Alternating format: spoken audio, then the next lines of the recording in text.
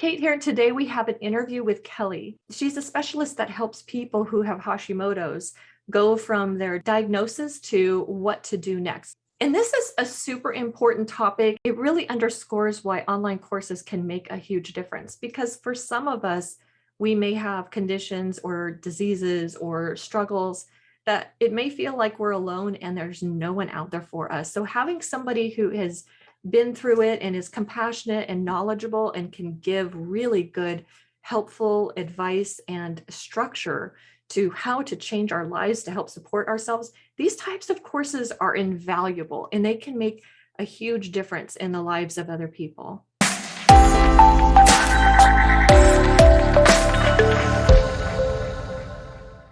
So let's get started. Kelly, tell us a little bit about this program that you want to create. Thank you for asking. I'm creating a self-guided program for women with Hashimoto's, and I hope to roll it out in 3 different stages. But first, I want to come from the viewpoint as a beginner, as someone who is recently diagnosed with Hashimoto's. What do I do? What are the first steps? Changing lifestyle habits, how to talk to loved ones around you to get them on the same page and understanding what you're going through. Simple supplements, and then also the stressor to talk to your doctor before taking any supplements to see what's right for you. Changing lifestyle habits with food, nutrition, whole foods versus dieting, not a big diet, how to start with the AIP in order to do the elimination to see what foods are interacting with your Hashimoto's, how to receive better sleep, proper exercise, because when you have an autoimmune, especially with Hashimoto's, it's very important how you work out, not that you're working out. That's really super beautiful. And I only have a little bit of an understanding of Hashimoto's. So for anyone who may be watching this and isn't familiar with what Hashimoto's is, can you give us a brief definition? Sure. Hashimoto's is an autoimmune that affects the thyroid. Pretty much your immune system is attacking your thyroid. And usually occurs with women mid-20s, but more so with women 50 plus. But in the past few years, I'm starting to see girls 11 and 13 who are being diagnosed with Hashimoto's. It's quite unfortunate. How does it feel to be diagnosed with something like that? Of course, I think that's individual, but for me, because I was so sick for so long, pretty much bedridden, that to have a diagnosis, I was kind of excited, which sounds so weird. But when you've been sick for so long and you finally have an answer, then you think, okay, now I know what I can do, or at least I know what to go after, start researching and get myself better that way. Because when you're sick and you don't know what's going on, then you just think it's you and this is just life and getting older when it doesn't have to be. It probably feels, I think, somewhat validating, because you probably are thinking, maybe this is all in my head. Maybe it's I'm not thinking right, or maybe I've done this to myself in some way. And unfortunately, I think that's what a lot of doctors, or what I hear and what's reported that happens to a lot of women, is that these symptoms are just in their head and that they're stressed or they're tired, which is not the case. There's something much deeper going on. Or someone says, well, you just need to take some iron pills and you'll feel better or something. Yes. And maybe you do, and maybe that will help, but there's something else that's causing your low iron, whether that's nutrition or something else is going on in your body. Yeah. I can see how having that diagnosis, probably for many people, if you've been struggling with your health for years, it's like, oh, finally, I have validation. I know what I'm dealing with. Yes. You said that this would be kind of like in 3 phases. Is it immediately you just got the diagnosis, and then how to maintain, and then how to thrive? Is that kind of what we're thinking, or what are your thoughts?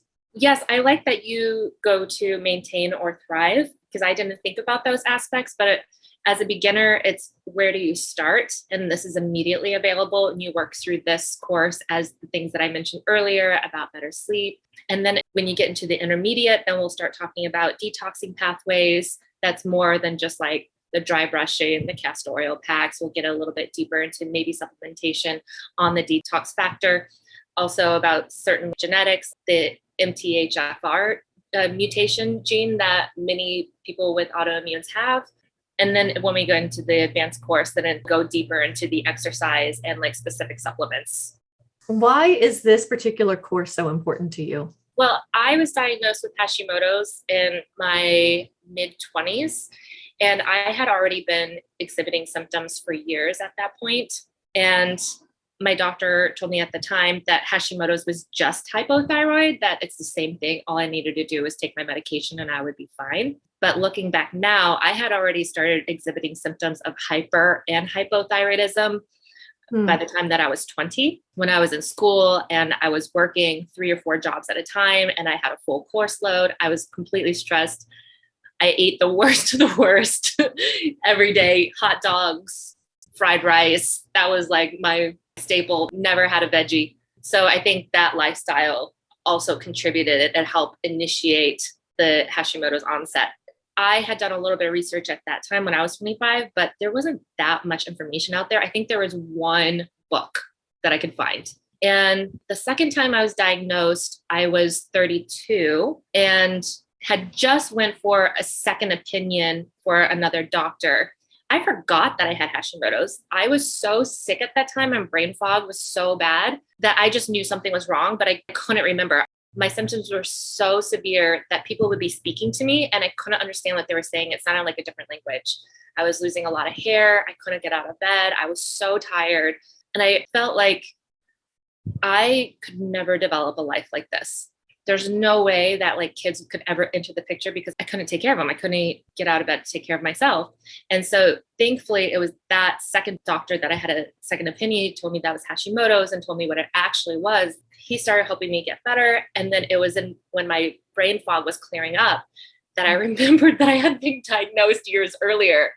That's pretty crazy. Yeah. It sounds like when you first got diagnosed, you were told just take a pill and everything will be all right. Kind of like symptom management, quite a different approach. Yes. That's and awesome. thankfully learning that the hypothyroidism is not Hashimoto's. There are people who solely have hypothyroidism, but there's Hashimoto's that spurs on hypothyroidism. And it's important to treat that autoimmune. I have some questions really about your avatar then. So this beginning thing, like you just got diagnosed with Hashimoto's, do they really know if they have Hashimoto's? Would you get people interested, like, I have all these symptoms, maybe I need to go get tested for Hashimoto's? Yes, that's something that I stress on my page, that a lot of people find me when they have hypothyroidism. And so I always encourage them to get a full test with the antibodies, which a lot of doctors do not test for the antibodies. And then that's where you're diagnosed with the Hashimoto's. So you can actually tell the difference between hyper, and then Hashimoto's. Yes, but not necessarily hypothyroidism and Hashimoto's. I mean, if you're taking a pill and that isn't really working for you, you're taking your levothyroxine or your Armour and you're still having symptoms or it's getting worse, then I would say definitely get a full thyroid panel. If your T4 and your T3 is out of whack anyways, I just absolutely recommend getting that antibodies checked regardless. It sounds like you could really help people differentiate. I have something going on with my thyroid. I don't know anything about what you just said. So please help me figure out kind of like what I need to talk to my doctor about. Sure. The T4 and the T3 are the 2 hormones that your thyroid produces that gives you energy, is responsible for pretty much the whole workings of your entire body, from growing your hair, from growing your fingernails, to your acne, your liver function, just everything in your body. So usually when people have hypothyroidism or hyperthyroidism, 1 or 2 of those are either too high or it's too low. So with hypothyroidism, a lot of doctors don't check your antibodies, which is what's showing if your immune system is revving up, trying to attack what is thinking is a foreign invader. That's cool to know the difference and all that. Because I think there's probably a lot of people who suspect there's something wrong with their thyroid, but haven't yet talked to a doctor about it. I see an endocrinologist about my parathyroid, and it does take some time to get in and see an endocrinologist for the first time too sometimes. So that time between the time you decide this is serious enough for me to make the appointment and the time you actually have the appointment, there's a lot of anxiety. Yes, there can be, and that is scary. And that might be an important thing to discuss, is how to keep the stress low, or also thinking about the positive aspects of that time between I know something's wrong, and having the appointment with the doctor to having the doctor listen to you and getting a full thyroid panel. Mhm. And then the time before having that thyroid panel to getting a diagnosis or finding out that everything's fine, because we can be such worry words. Yes, absolutely. And I There's feel a like lot of problems. I sometimes feel like the doctor's not going to take me seriously. There may be other people who are the same way. So if I go ahead and do a whole bunch of healthy things and then my symptoms go away, then I'll see the doctor and the doctor won't take me seriously because the last couple of weeks I've been very, very healthy. So I'm not, I'm managing my symptoms. So does that mean that it's still there? Or should I eat a whole bunch of junk and stress out so I can really exacerbate the symptoms so I really have something of value to talk about? There's probably crazy mindset trash in there. So, I'm sure you're not the only person to think about this, because going back again is that many women report that they're not being taken seriously by their doctors. yeah, it's the same way when you go and take care of your car. You go take your car and you're like, okay, my car's going to act perfect. Everything's fine. It sounds perfect. It's humming, but I promise you, it really did have a problem. And the same can be for our health. We go there like, well, how are you feeling? Like, I actually have been sleeping really well. I actually have been, but I did have a problem a couple months ago when I first made this appointment. So it kind of can feel like, am I crazy in my head? Mm-hmm. So I'm curious to know what your letter says. Now, you wrote 2 letters, one letter from your client who wants to be a part of your program. So why don't you read what your client is saying about why they want to join up with you? I would be happy to. So here's what I wrote, which is quite short, but hi, Kelly. I'm in a really bad spot with my Hashimoto's. I'm only on medication, which has helped a bit, but I don't feel like I'm actually getting better. I'm gaining weight, losing my hair, and the brain fog is really bad. I'm embarrassed by my hair loss, and I'm avoiding people because I don't want them to see how much weight I've gained. I feel like I've lost my life, and I don't know if it's possible to have energy and my life back, but I'm willing to try. It's very similar to how I felt before diagnosis or right when I was diagnosed. And then what I hear from women, I receive so many DMs from women on Instagram. I don't think people ask women, tell me about your health history. Like, where are you? What are your struggles? Because I'm finding that women are really open to telling me about their struggles and their journey. And so this is just very common what I'm hearing over and over again. So I'm thinking that your program really needs to have this idea of taking your life back, but getting your life back is almost in a receiving sort of stage, more passive, where taking a life back is very active. Empowering them to take action so that they're not having their thyroid drive everything. Yes. But I think there's also almost maybe a pre-course, maybe what you might call a lead magnet of, is it my thyroid? Kind of like, are these symptoms attached to my thyroid? What are some ways or what are some indications that you might need to see your doctor? And what's the difference between all of these different thyroid things, so that you can kind of filter in those people who may have Hashimoto's without yet having the diagnosis, so you can get the diagnosis so that you can get on the program. So those are some of the things I'm thinking about. How many years does it take from the time that you're feeling symptoms to the time you get the diagnosis? The average is 10 years. When I was 20 to the first time I was diagnosed, that was 5 years. And then when I was diagnosed again and then finally started getting better, that was 12 years. Yeah. That's crazy. That is crazy, especially when there are tests that will indicate that this is a real problem for them without them just struggling from day to day. I mean, I don't know how much the tests cost, but it seems to me like that would be a worthwhile thing to either eliminate or to confirm. Right. Wow. If we could shorten that length of time for people to know, go and get this particular test or this particular thing. It's not Hashimoto's or it is Hashimoto's, but it's also a benefit to you because you're gaining some credibility with them as what are the things to go look for? Right. 13% of the population having a thyroid issue, which is just a little bit under of the percentage of Americans who have diabetes. It's I feel like when you go for your annual exam, whether that's every year, every couple of years, we don't tend to do that every year, that a nutritional panel and a full thyroid panel should be included in that. That is amazing. Let's go ahead and read the second letter. This is the letter of somebody who's worked with you and is on the other side of that whole brain fog and symptom. So let's hear from her. Sure. Hi, Kelly. I have to say thank you. It feels like at times that this has been a long process, but I've learned so much on how to heal myself. My symptoms have lessened or diminished quite a bit. My hair is starting to return much thicker.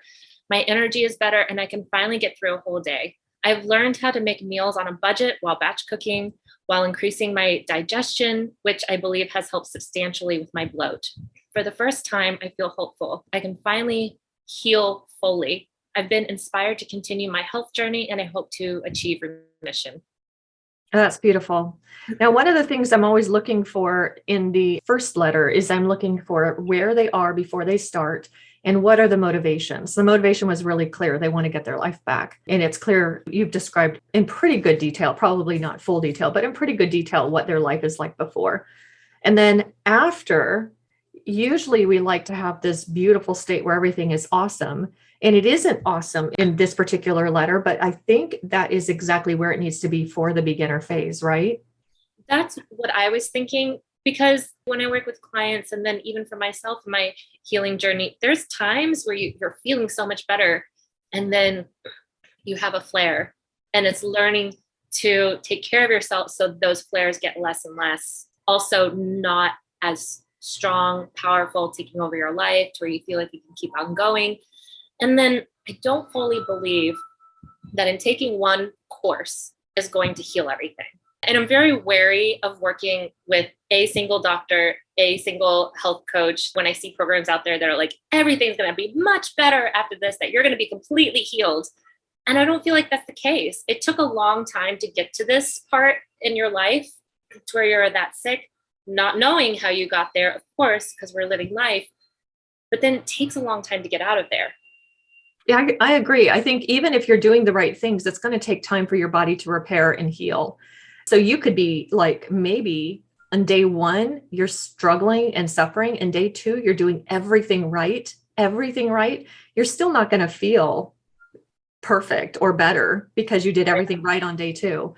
So I agree with you. It's just going to take time. What I do think is really cool in your first course, and maybe you didn't tap into this on the letter, is the idea of knowledge is power. So before they start, they don't really know what to do.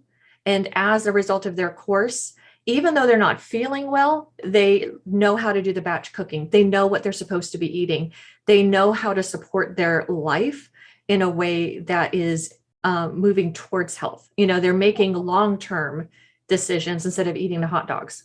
Yes. Knowledge is power, and developing new habits and lifestyle. That's going to get you through. Yeah.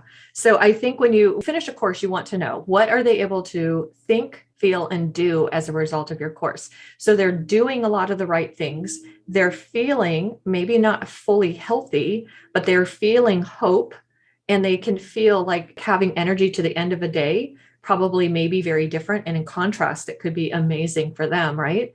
And they're thinking thoughts that are like, maybe there's something to this. Maybe I know what to do, that sort of thing. Yes, I like that. That's something for me to expand on and to think of. Yeah. Don't overpromise.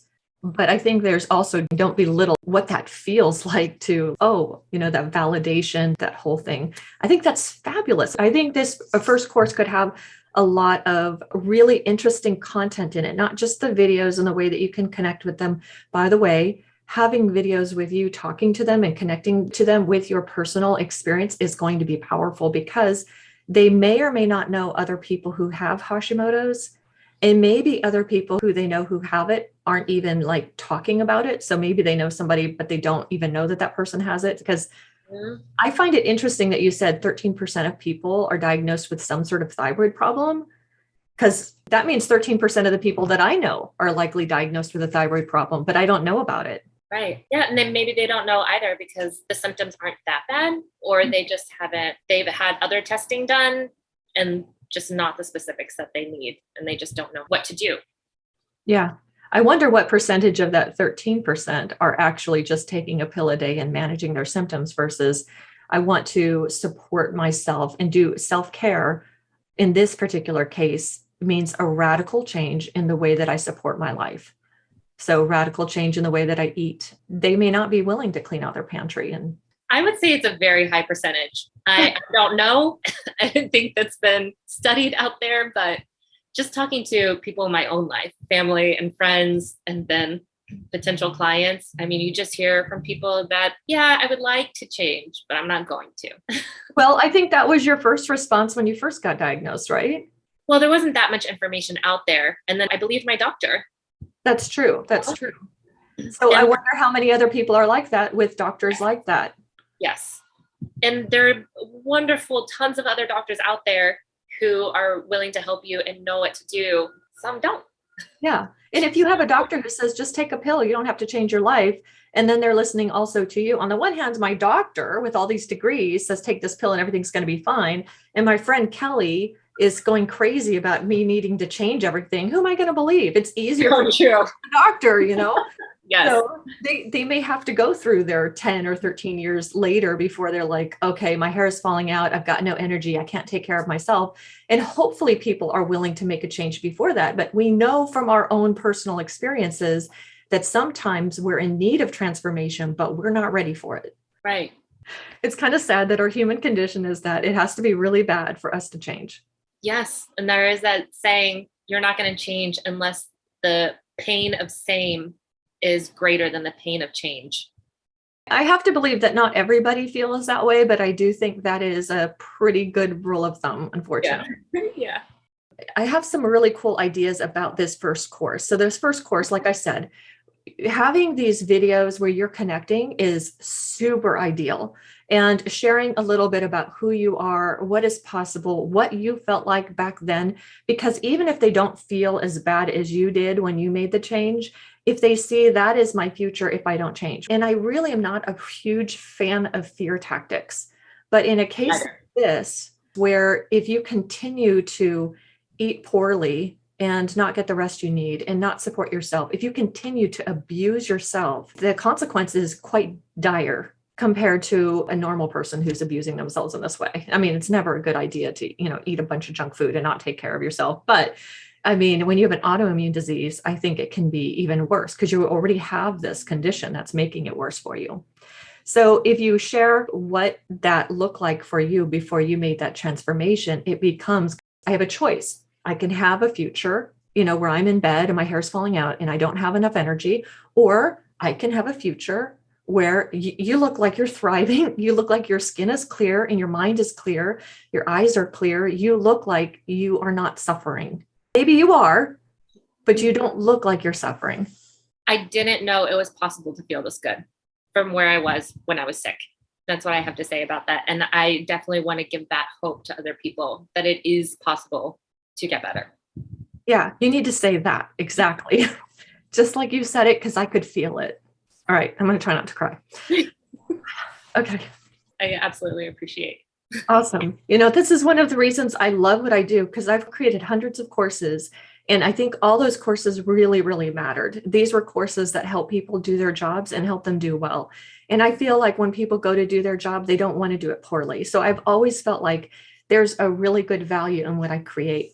But when you're talking about people's life and lifestyle and hope for being able to take care of their kids, it's a whole nother level of meaningfulness. So I appreciate what you're doing.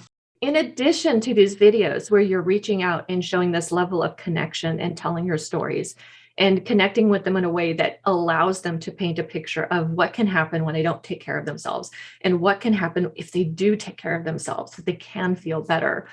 In addition to that, what other sort of supports can make a huge difference for them initially? Like, let's say that your course is, and I think this is probably a pretty good objective, their course is to get them to recognize the level of change they need to make in their lifestyle in order to see it all as self-care, so that they can have the energy and the clarity to pursue those things that are important in their life. You can't take care of others if you're not taking care of yourself. I think that's a foregone conclusion, though we try to prove that wrong all the time.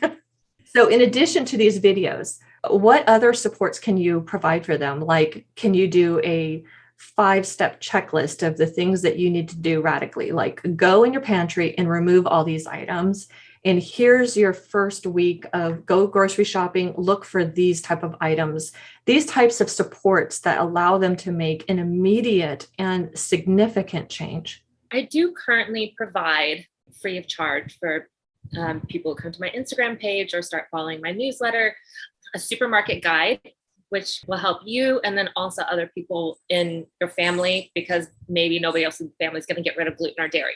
Okay, fine. But if you're going to keep it in the house, you want everybody to be on the same page, then know how to shop for things properly, what to look for, reading nutrition labels, how a grocery store is mapped out. I do like this idea of having a checklist of like what typical things might be in the cabinets. I do already have a hidden gluten guide that a lot of people don't know of that are in additives such as maltodextrin, which can either be made from corn or gluten. It's not going to say in the package unless it says gluten-free, but those are things that you shouldn't be putting in your body regardless. So I do have a list for that. That'd be great to put on there. I have thought that along the way, every few weeks, to have people go through the long list of their symptoms to see, like, was it severe? Is it getting better? All the way to the symptom is no longer relevant. Oh, that is really, really cool. I like the long list, going through that long list of symptoms weekly to monitor your well-being. That's fabulous. Thank you. And I thought about like doing a sleep challenge for like 10 to 14 days to get people just like once a day trying something new to add into their bedtime routine. So we have a sleep challenge, we have a supermarket guide, we have the long list of symptom checkers. Those are all super fabulous things that are going to help. What are some of the barriers that they have to not doing these things when you've worked with people? What are some of the things that get in the way? The why, the follow through. With my clients, at least, I work to keep them accountable by checking in with them between meetings. But most of the time, people don't get back to me. But this is part of the accountability to keep you going. And maybe that does stem from not having a deep enough why or seeing the importance of it. I agree that not having a deep enough why can sometimes do it, or not keeping it visible, like it's important to you, but you're distracted. That could be part of the reason. I know that there are some strategies that people have used, like take your why and write it down in several places and post it all over the place. So an activity like that to remind them, or maybe a version of themselves that's younger that had lots of energy, like that picture, placing it everywhere, like I'm going back to that level of energy. Yes. Something like that. I know that in reading the book Atomic Habits, I think it was this book, they talked about keeping a calendar and then marking every day you were able to do something successfully. I love this because it is a form of self-accountability that also makes it visible. So having that calendar and doing that red slash, I did not eat gluten today. I ate and I took care of myself every day. Maybe 2 slashes if you got 8 hours sleep. So, something like that where they can track their successes, not their failures. And that's so important. I completely do that. If I am not looking at my successes, if I don't write things down and see that I'm checking them off, I don't think that I do anything. I don't see the progress. So I think that's very important. I've also had to dedicate part, because I live with people who eat differently than I have 2 teenagers, and I've had to dedicate part of my pantry for my stuff. So this is my area, and this has all the free stuff that I can eat that's good for me. So I think that's really helped. So thinking about those barriers, like what are the things that they struggle with, and incorporating something to help overcome that barrier. And it can be maybe you doing a supermarket trip and recording the whole thing and saying like, I'm going to show you how you can go through the supermarket in 20 minutes and get just the things that you need. Something like that to take away the barrier about how hard that is. Now, it does become a little harder if they're searching for the whole family, but maybe self-care means I'm going to do 1 trip a week for my family, and I'm going to do 1 trip that's just for me. It's only 20 minutes. I like that idea. Yes. And I think we do need to talk about like beauty products for women as well. We put so much on our bodies that men don't. And knowing like what's clean. I've already decided to put something like that into the program, but going through like the supermarket as well, or a beauty store. Yeah, that would be really cool. Kind of like going through the beauty store. That way they kind of feel like they're shopping with you. That would be kind of a neat addition, and it would remove some of those barriers. So it shows what is possible. Right. So do you think you have kind of an idea of what to put into your course? And we've really only talked about this first one, but I think a lot of the things we're talking about, you could think about for the other ones as well. Yes, you've helped me expand on different things that I can add or more to add. So yeah, it's very helpful.